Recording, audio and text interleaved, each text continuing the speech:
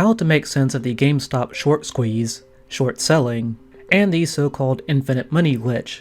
Hello everyone, and welcome to another unboxing tomorrow, where I would normally cover electronics, robotics, and communication systems, but being both a casual gamer and a retail investor, I thought it would be fun to weigh in on the drama surrounding GameStop, Reddit, and hedge funds that are currently losing money. The situation has reached meme proportions and turned into a train wreck for a few questionable parties. Hopefully this video can help clarify a couple of trading terms and concepts that are essential to understanding how the meme started, what short selling is, and how it managed to backfire so severely when it was used against an ailing retailer. If you're already familiar with terms like short selling, margin trading, and price discovery, feel free to skip ahead, but do consider liking and sharing the video.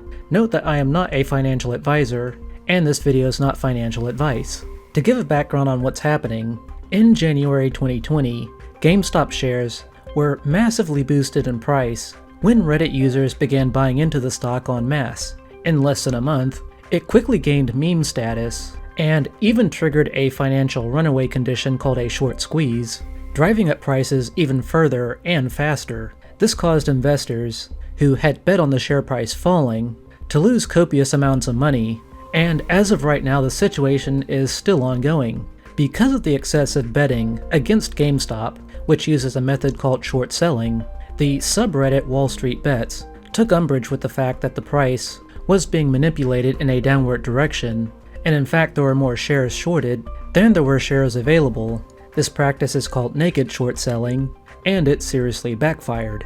The important thing to keep in mind here is you're not just trading shares for cash, you are also exchanging risk. To back up for a moment, there are a couple of terms that are central to understanding just what short selling is. First, a share represents partial ownership or stock in a company. Shareholders are given certain benefits such as dividend payments or the ability to influence how the company is directed, but generally, a shareholder is confident that the value of a company is going to increase with time. This is typical in a healthy economy, and someone with this outlook is said to be bullish on the stock. The shareholder's stock is called a long position. Short selling, or having a short position, is the reverse of having a long position. In a long position, you buy first and sell later, and in a short position, you sell first and buy later. To sell something that you don't own, you first have to borrow it. This is step one, and it started by telling your trading interface to short sell or sell short.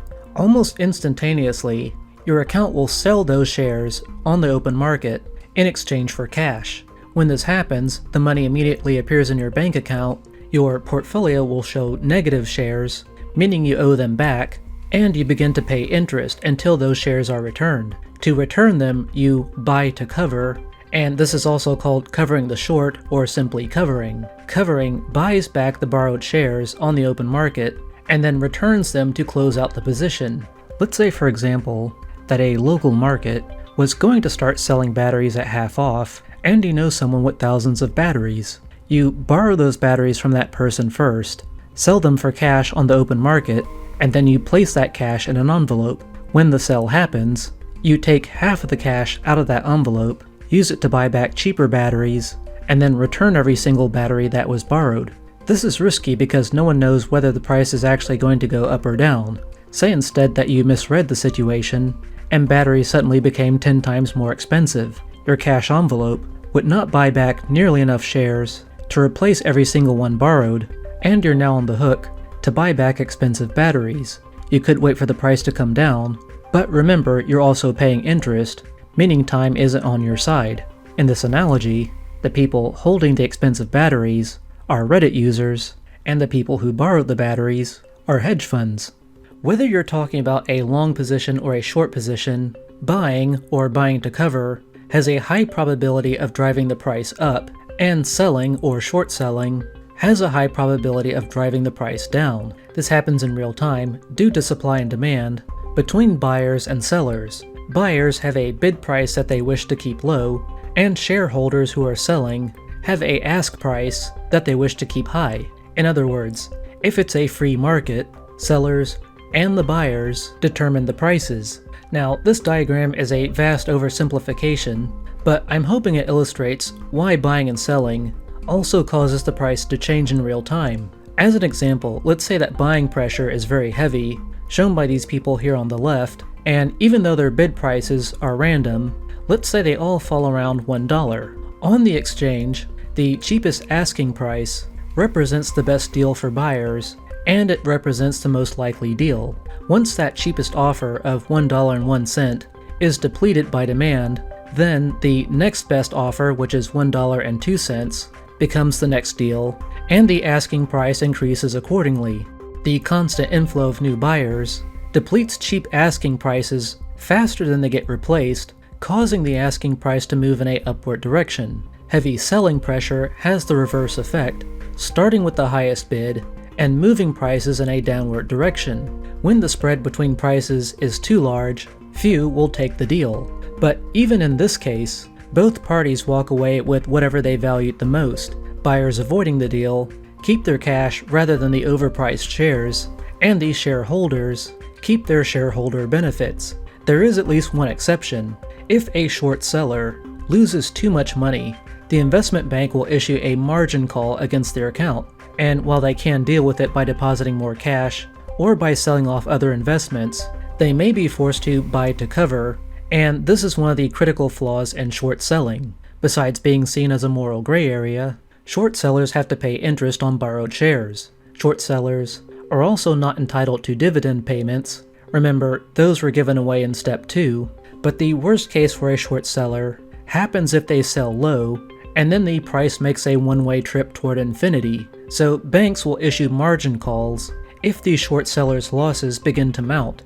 GameStop, or GME, by 2020 was so heavily shorted, and it set the stage for the short squeeze. GameStop announced a new CEO and plans to pivot into the online digital marketplace. The Wall Street Bet subreddit, knowing that the stock was overshorted and undervalued, started purchasing shares en masse, and of course we know what that does to the price. The resulting price increase triggered margin calls among some of the short sellers, causing some of them to cover. Covering, just like regular buying, increased the price even more, while at the same time, brand new investors kept buying the stock. This triggered a new wave of margin calls, forcing more short sellers to cover, setting off the runaway condition known as the short squeeze. GME fans, who had become shareholders, refused to sell, causing buying activity to dominate the trade.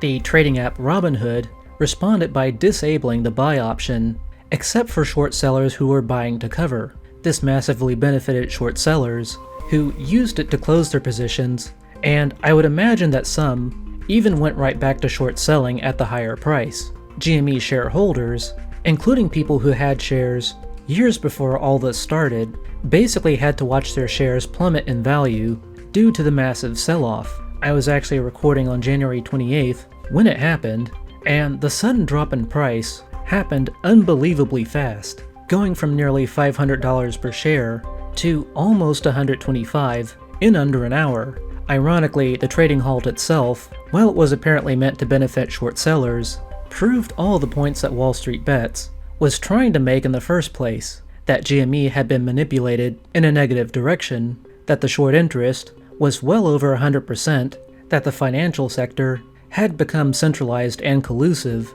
and that the situation had become double standardized. There are legitimate cases for short selling, such as to neutralize a long position before a major announcement without having to sell off the stock. And in the financial thriller, The Big Short, we can see how vigilante traders have also been short sellers. So it's going to be interesting, and maybe a little bit hilarious, to see what happens in pre-market trading, not to mention market open. If you find this topic interesting, I have a couple links in the description that can provide sort of a dictionary approach to more of the GameStop terminology. Between technical builds, I occasionally invest in robotics, renewable energy, cybersecurity, and a few non-technical sectors, and I am currently reading Renewable Energy Finance, 2nd edition. If you find this sort of thing useful, be sure to like and share the video. The monthly poll for February 2021 wants to know what type of hardware architecture you would like to see featured more often here. Stay posted for the next video, including an update on the drone project, and as always, have a great day.